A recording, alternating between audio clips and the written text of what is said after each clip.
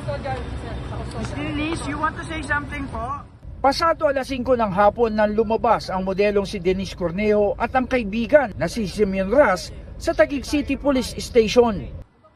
Hiwalay na ihahatid ng mga otoridad ang dalawa sa National Bilibid Prison sa Muntinlupa City at Correctional Institute for Women sa Mandaluyong City. Ito ay matapos sa tulan ng guilty ng Taguig Regional Trial Court Branch 153 sina Cornejo at Ras, gayon din ang negosyanteng si Cedric Lee at Ferdinand Guerrero sa kasong serious illegal detention with ransom.